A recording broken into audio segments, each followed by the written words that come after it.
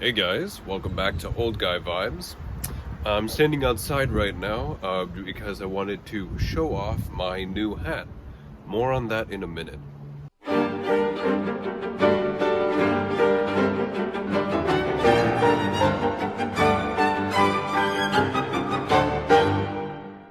As was the case with my video on coats, I am not going to be spending this video outside because it's too cold and windy. That being said, let's get into the video. Today on Old Guy Vibes, I'm going to be giving my list for my top 10 favorite, most historically accurate period and costume dramas that I've seen. Now, I'm going to be doing this list in chronological order by the year the movie is set. Not by the year that it was released, but by the year that it takes place during. That being said, let's get into the first movie. Number 1, Master and Commander, The Far Side of the World. On the uproar! Fire!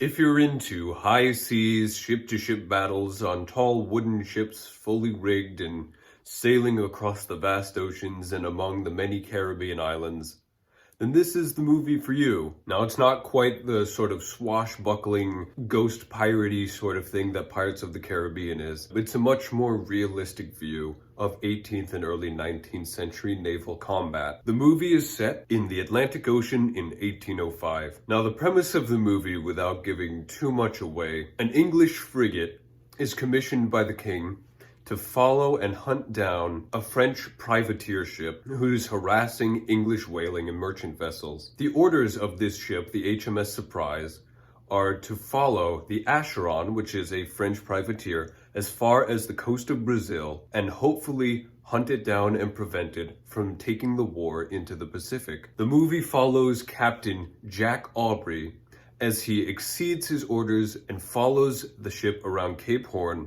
eventually heading off against it one-on-one, and I'll leave the rest up for you to watch. Now, if you're looking for a high-paced, action-filled combat film, this is not the film for you. There's only 2 major battles or conflict scenes, and the rest of this 2+ hour movie is spent on plot and character development. That being said, why is it on my list? This movie is probably the most accurate portrayal of life on board a naval vessel in the late 18th, early 19th century. If we look at the uniforms are very accurate, and we can see the changes over time between uniforms, because if you look at, say, the older midshipman, he's wearing a much shorter, older style of top hat, while the younger midshipmen are wearing the taller, new sort of fashion. Speaking of hats and sailors, that brings me to this nice little cap that I'm wearing right now. This is actually a hand-knit mariner's hat, which I bought from Townsend's, or Jazz Townsend and Sons. He's got a YouTube channel and a website dedicated to late 18th century, early 19th century history, and you can buy all sorts of costume pieces made from him. And this is actually the type of hat that you might see an able seaman wearing on an early 19th century fighting vessel. And for those of you who are curious what I meant when I said Victorian beanies, this is sort of the thing that I was talking about. Knit hats as we know them today are very similar to knit hats as we knew them back in the early 19th century. It's a very simple sort of hat that's not really prone to change much. I just got it yesterday, so I'm kind of excited to wear it. It's really comfy. Anyway, that brings us to movie number 2, and that's going to be the 2020, or if you live in Europe, the 2019 rendition of Jane Austen's Emma. Now, if you're part of the historical costuming community and you have been for any amount of time and you don't know about the existence of this movie, nonetheless actually seen it, you need to get on that. Many videos have been done about the historical accuracy of this movie. I think it's safe to say that this is one of the better films on the Regency period. It takes place around 1815, following a young, rich country girl named Emma, and by young I mean like 18 to 20 something. And it follows this young girl as she partakes in her favorite pastime, matchmaking. Now the story is a sort of progressing, growing journey as she learns that maybe her favorite pastime is not the nicest way to interact with people. I'm not going to give too much away about the plot, but as far as the costumes go, many of Emma's costumes in this movie are actually directly taken, maybe not stitch for stitch, but definitely are directly inspired by actual existing early 19th century garments from around 1815. Now, there are some minor, almost unnoticeable differences, but you can see if I give a direct comparison that they're pretty much exactly the same, which is what makes them so historically accurate. And even just looking outside of that, the costumes in general are very accurate towards the period. Now, again, I'm not going to go into too much detail. There are other videos that have been done, a whole bunch of them, about the historical accuracy of this movie's costumes. So I implore you to go consult an expert who's more informed on this subject of the Regency period than I am to help you understand the historical accuracy of these costumes. That being said, we move on to movie number 3, and that is Jane Eyre, the 2011 edition. Now, this is a Bronte sister classic novel. And if you don't know the story, it is essentially about a young schoolgirl who grew up in an adopted rich family that hated her, eventually being sent to an abusive boarding school, and then later becomes the governess at a mysterious country gentleman's mansion. That being said, this version of the story, the director specifically wanted to make it as close to realistic for the 1840s as possible. Now, the movie starts off in the 1830s when Jane is a really young, probably 10-year-old girl, still living with her adopted family. And it sort of switches between flashbacks and the present in the 1840s. And the movie actually does a really good job of portraying the difference between clothing in the 1830s and the 1840s. For example, if we look at the women's dresses, in the flashbacks, the women have these massive sleeves that taper greatly towards the wrist, and these sort of off the floor but still very full skirts revealing the shoes, and these elaborate, very outlandish hairstyles. While in the present, the colors are more toned down, and there's less volume, and the sleeves are more fitted, and the hairstyles are much simpler. If we look at the men's costumes, for the most part, from the 1830s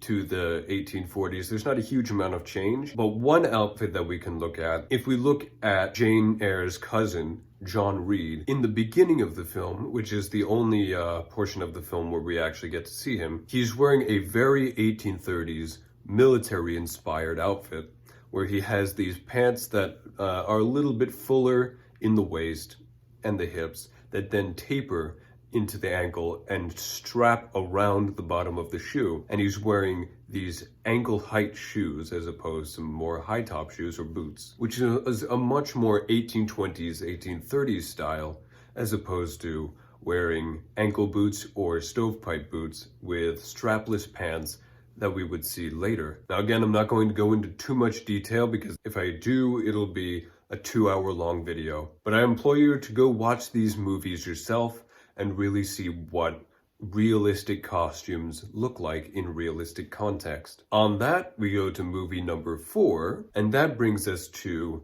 actually, America, for once. It's very rare that we get to see a 19th century movie shot in America that isn't a Western, and that movie is the 2012 film Lincoln. This movie takes place in 1865 and follows the relentlessly agonizing and arduous process that Abraham Lincoln has to take in order to get the 13th Amendment passed in Congress and then ratified. Now, the overall filter of this movie is very dull and dark and really blots out a lot of the colors, making it look very gray and black, and it looks like nighttime even when the sun is shining. And they do that on purpose to really signify the darkness of this period. It's a wartime.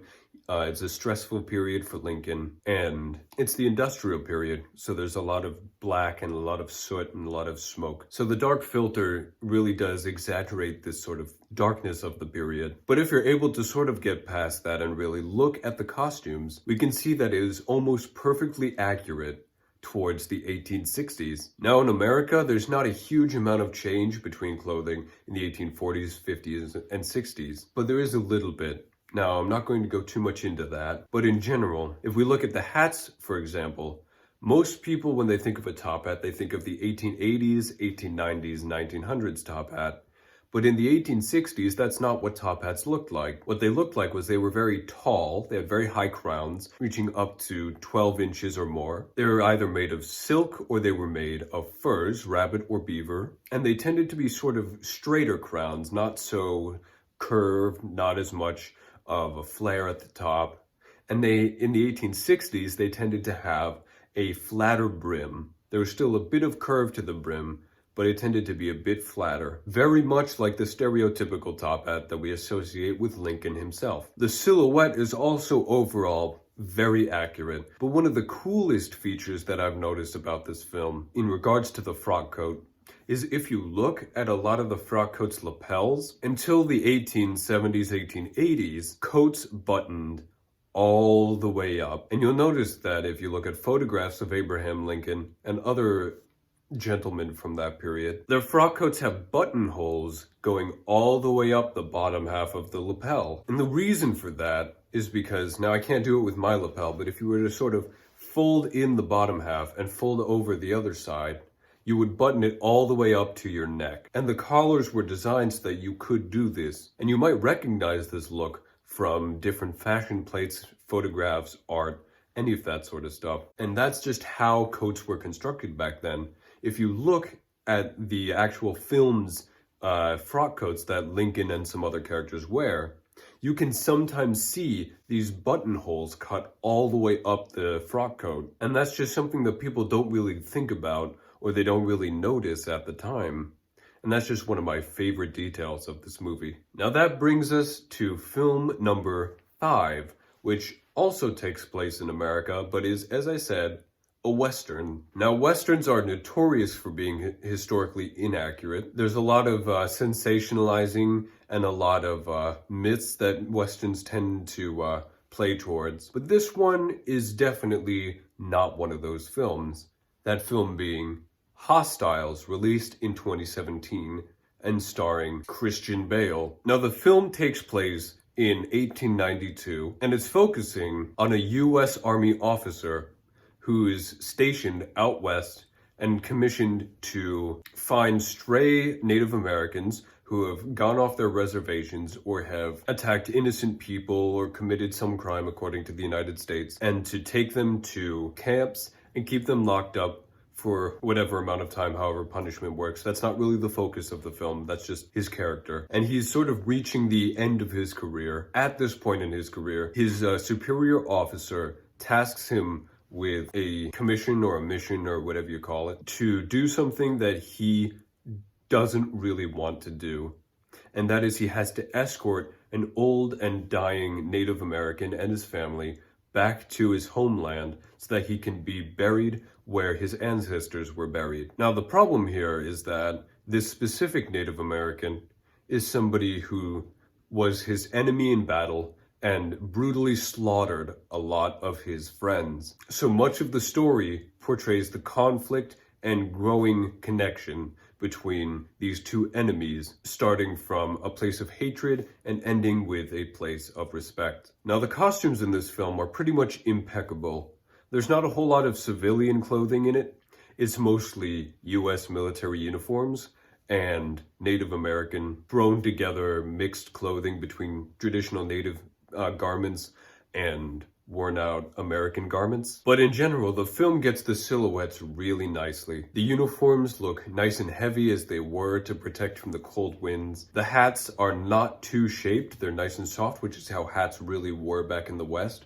They all tended to look the same and they were soft, so you would shape them yourself. And the Native American clothing is portrayed nicely. And on the rare chances that we do get to see civilian clothing, it is also portrayed fairly accurately to the 1890s. As far as textures go, the textures are really good. You can definitely see the weight of the fabrics. And in general, this is just what clothing would have looked like in the period. Now, there's one other thing that I thought was really good about this film that most films do a terrible job of doing, which I'm really surprised at because I feel like it shouldn't be as hard as it is, but maybe it's harder than I think. But this film portrays firearms really well. So in this film in the 1890s, we're no longer in the black powder period.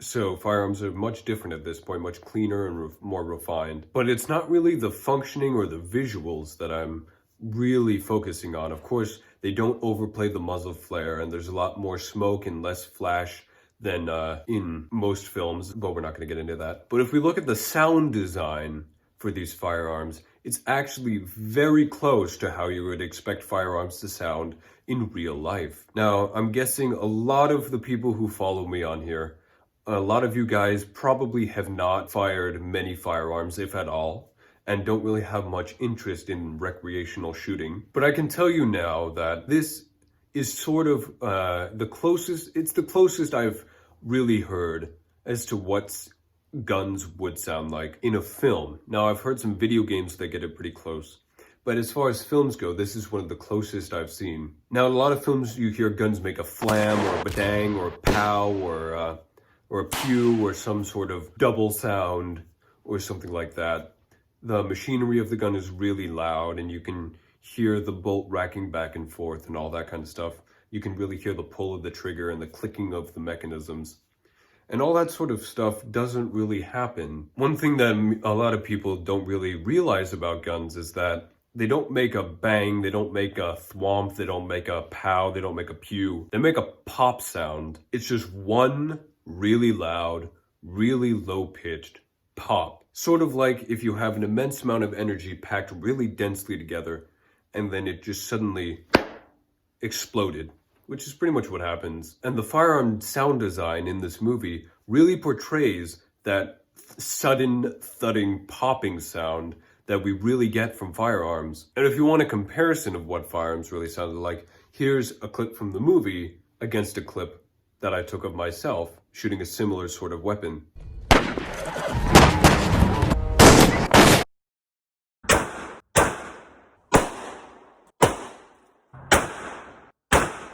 Now, I realize that's not something that most of you guys really care about, but that's just something that really gets me excited, and I know I look so excited right now. I look super excited right now, I know. But it really does get me excited to see a film accurately portray costumes, history, and firearms, and that's just something you never see all combined into one movie. That being said, I have one last thing that I want to talk about, and that is I want to give a shout out to one of my closest friends, Nathan, and his YouTube channel, Gingy with 3 Ys. So Nathan is the guy that has been doing my thumbnails for the past few videos, and I hopefully can have him continue to do my thumbnails for as long as possible, because he makes pretty good ones as far as I've seen. Now, I've shouted him out in the past, just in the comments section. I've pinned his comments and all that kind of stuff. And he's going to be in my YouTube description if you want to find his channel. But this time I'm shouting him out because he's actually starting a new series on his channel. In the past, he's dedicated his channel to video games and his podcast, Men Squared, which I've featured on twice. But now he's starting a history series where he talks about popular movies and video games that are based in history and analyzing the historical accuracy of those films and those video games. So far, he's done a video on the movie 300, and he's in the process of publishing a video on Assassin's Creed Odyssey, and he's sort of going in semi-chronological order of history. So I think, I thought it would be a good idea to give him a bit of a real video shout out, not only because he's made my thumbnails and he's made the intro to my silhouette series videos, but also because now that he's starting a history series, I think you guys might, you may or may not enjoy some of the content that he's going to start putting out. Now, a bit of a spoiler, he's about to make a couple of videos that he wants me to be a guest on because they take place in periods that I understand. So if you want to see more of me in other periods besides the Victorian era, go to his channel, check him out, subscribe, and you'll start to see content from me that is different than content on here. I think one of the videos is going to be on the medieval period, analyzing two medieval movies, and another one is going to be on World War One. And I might even, if he goes into World War II, I'll see if he wants me on that one too. So I thought I would just give him a quick shout out now that he's producing content that you guys might enjoy. And of course, if you think you'd enjoy his other content, feel free to watch it. Of course, I can't stop you or tell you what to do. That being said, just check him out. And other than that, thanks for watching this video. I hope you enjoyed it. Please make sure to like, subscribe, ring the notification bell, leave a comment, share this video so I can reach a broader audience, all that jazz.